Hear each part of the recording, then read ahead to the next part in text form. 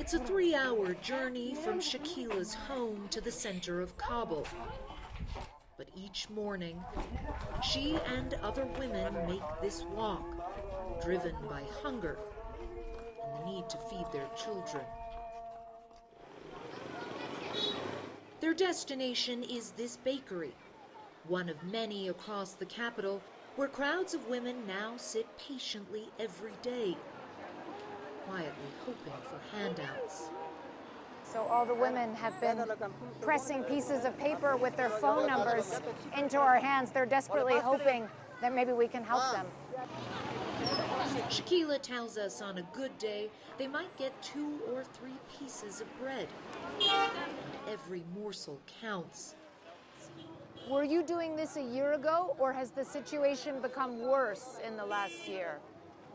There's no work this year, she says. My husband has a cart, but now he only earns 30 to 40 cents a day.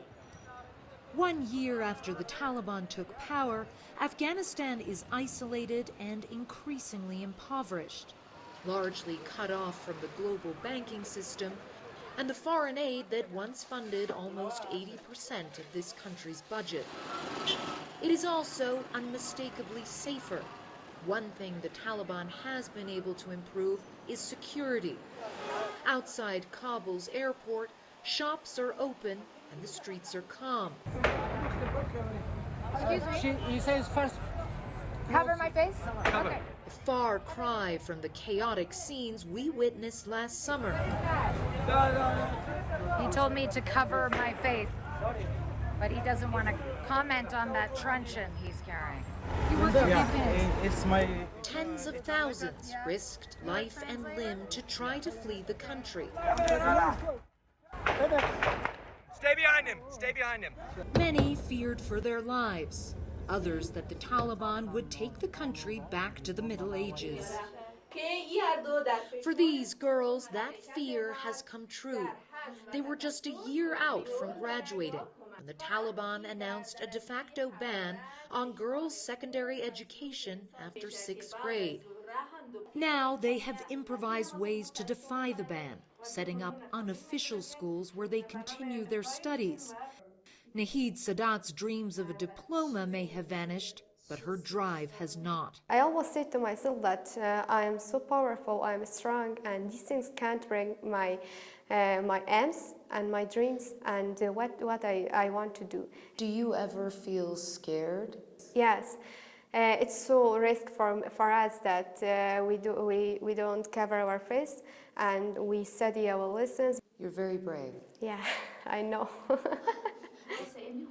Girls' education is one of the main reasons no country in the world has yet recognized the Taliban government.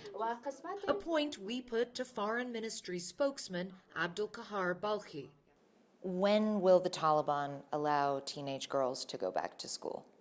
From the perspective of the government, there's a range of mix of issues that has led to the temporary suspension of secondary schools. The most important and significant part of this is that the policy of the government of Afghanistan is education for all citizens of Afghanistan. And yet all citizens of Afghanistan are not currently able to get an education.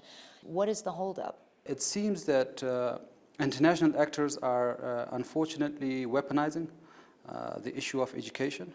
Instead of coming forward and interacting positively, they are trying to find moral justifications for some of the inhumane policies of sanctions, which is leading to the collective punishment of the entire people of Afghanistan. Do you want to see girls going to school again?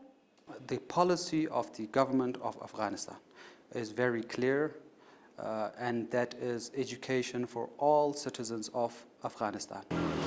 The Taliban says it wants to see peaceful and positive relations with all countries, including the U.S. But those prospects were dramatically diminished when the head of al-Qaeda, Ayman al-Zawahiri, was killed by a U.S. drone strike in a villa in downtown Kabul just over 2 weeks ago. We've made it very clear that the government of Afghanistan was unaware of the arrival or presence of Mr. Zawahiri in Kabul. So far we have been unable to establish as a matter of fact, that Mr. Zawahiri was indeed present in Kabul. Isn't that almost more frightening, though, the idea that you're claiming potentially the leader of al-Qaeda was here in the center of the city and you didn't even know about it? Again, we contend that notion that he was even present here. But even if he was, these types of incidents happen everywhere in the world. But they really don't. I mean, how can the U.S. possibly trust the Taliban leadership, though, to stay true to its promise that it will not allow sanctuary to be granted to terrorist groups? If we look at the Doha Agreement, the articles that define the commitments of the government of Afghanistan, all of them have been fulfilled. And if we look at the commitments that the United States of America has made, sadly, they have not fulfilled a single article. But we're hopeful and we continue to urge the United States to adhere to that agreement. It's a brazen position that complicates efforts to unfreeze funding to help the Afghan people, millions of whom remain hungry and reliant on the kindness of strangers.